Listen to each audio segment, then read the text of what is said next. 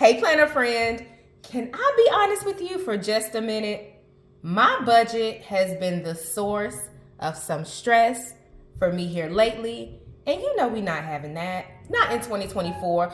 We are going to live a life of good financial stewardship, and we're going to reap the benefits of doing so. So today's video is going to be focused on my weekly budget planning.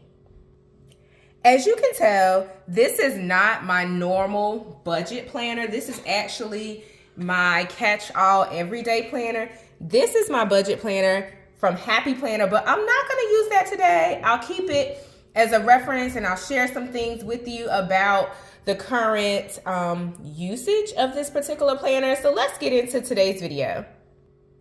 But first things first, if you're new to my channel, hey, welcome. My name is Debronetta, and I love all things planning. Here on my channel, I share pieces of my life with the hope of helping you to balance, grow, and succeed in yours. I love planning, budget planning, lifestyle planning. We're going to get into a little bit of menu planning. If not here, certainly on my blog, careermomcommunity.com. So make sure that you subscribe to the blog as well as hit subscribe to be a part of this YouTube community. So as I mentioned, I'm going to focus on planning my budget for the week. But instead of using this planner, which does not have a weekly layout in it at all, which is a point of contention for me, I'm going to use my everyday planner, which is from Planned and Proper. The beauty about this planner is that you can purchase it from their website and start the planner in whatever month you choose. For example, if you don't have a planner yet, you can go to Planned and Proper's website. I'll leave it linked in the description, as well as a discount code to save $10. And you can start your planner in the month of February, March, April, May, or whatever month you choose for 2024. And it will be a 12-month planner that starts and stops whenever you'd like. So all of that will be linked in the description box. Go and check it out. So let's get into this. I know you're probably thinking, why, Debronetta, are you mixing your budget planner with your everyday planner?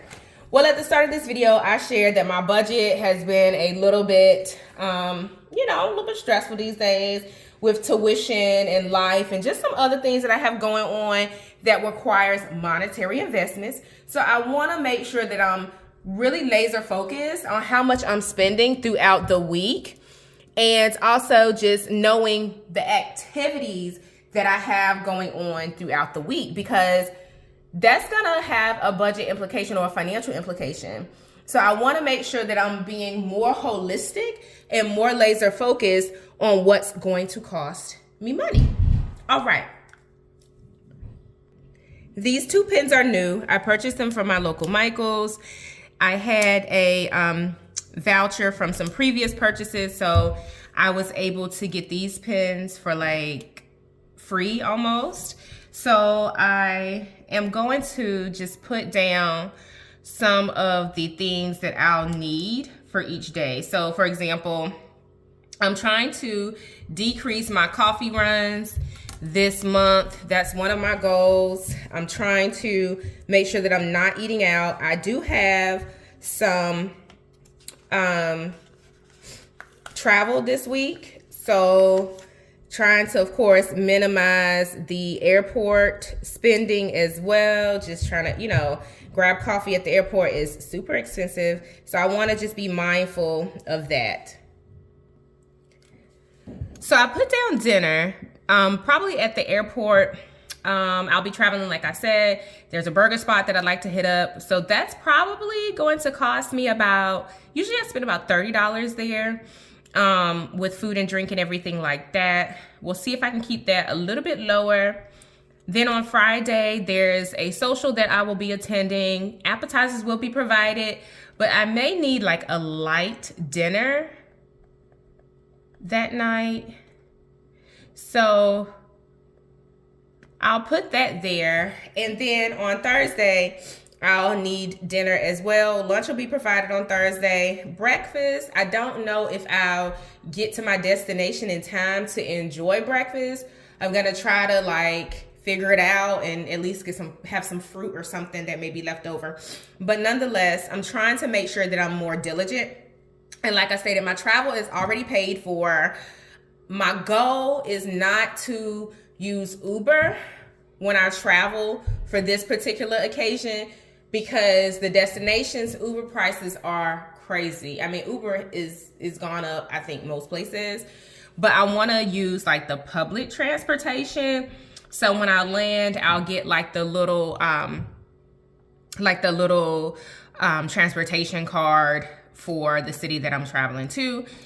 So my goal for this particular trip is to only spend $125. Can I do it? I don't know, because usually I drop crazy money when I travel. With that being said, another thing that I took the time to do is to true up my budget for just different activities. So this planner, you're gonna see, it's so messy. This is my budget planner. It has evolved, it has morphed. I can share this. I think nothing is too personal here.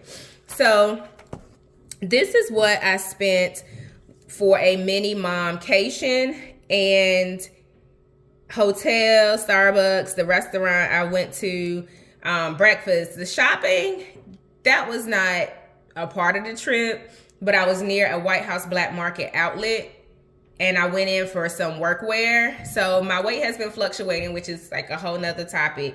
But I want to make sure that I'm shopping, appropriate workwear clothes for my size. So nonetheless, I went in and did a little bit of shopping, and I bought some suits and some things like that.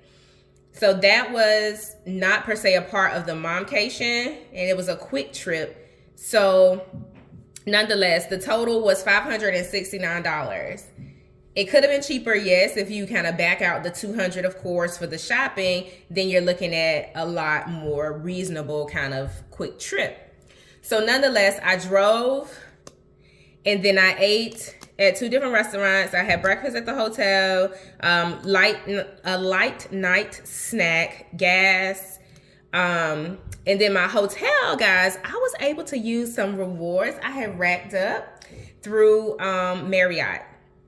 And my hotel, I just had to pay for the resort fee. So I was super excited to do that quick trip for just $27 for the hotel. So without the shopping, the trip would have only been $365. Now that's not the most cheapest travel, but nonetheless, here we are since we're talking about travel. But I definitely won't be dropping, $100 for a meal. That was just a one-time experience, and I didn't even record all the ins and outs of it, but I definitely won't be doing that often, right? So nonetheless, we'll classify this as my birthday trip, and we won't take one next month. We'll see. We'll revisit that next month. I say all of that to say, I always like to look at how I'm spending my money so that I can identify areas of opportunity and areas of improvement. So for example, like I said, you could see I ate out twice with 2 costly meals, or at 2 restaurants that were more of an experience, so you were paying premium dollar. So for this, when I travel on Thursday, I'm talking Chick-fil-A, maybe Chipotle or something along the fast casual lines, not a nice sit down experience type of restaurant. And the same for Friday. For the light dinner, I'll just grab it from the hotel. So my goal is to only spend $125 for the weekend. Now, we've touched on a lot already as to why I'm including my budget in my catch-all everyday planner. And like I said, is to really make sure my activities needed for the week align with my budget. So the last thing that I'm gonna put in, like I said, I don't have anything else going on. Oh yes, I do actually.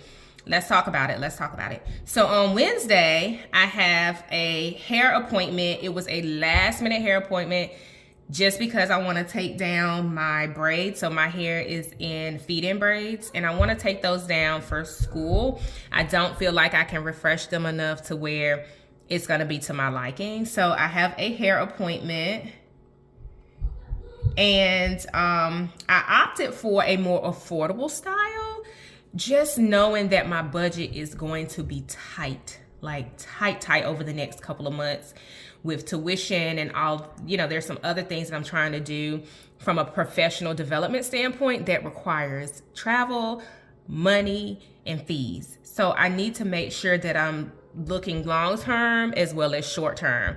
So nonetheless, I opted for a more affordable hairstyle.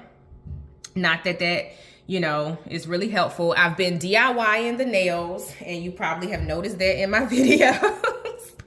Y'all, I'm serious about this budget life. Let me know in the comments what you have going on budget-wise, saving-wise, debt pay-down-wise, and we can support each other on this journey. But anywho, so I have a quick hair appointment. I also have a dentist appointment on Wednesday, but I don't believe I should have a copay. If I do, it'll probably be like, $20 or something like that. So last but not least, I went in and put down some things that will come out on auto draft. So I'll be on the lookout for those. And then at the end of the week, I do have to make a couple of payments. I have 2 credit cards that are out there. They're not, I guess is outstanding the right word? They're not past due or anything like that. I pay them on time. But their balance is out there from school-related charges as well as some other life occurrences. So I have those 2 that will probably carry with me for the majority of the year.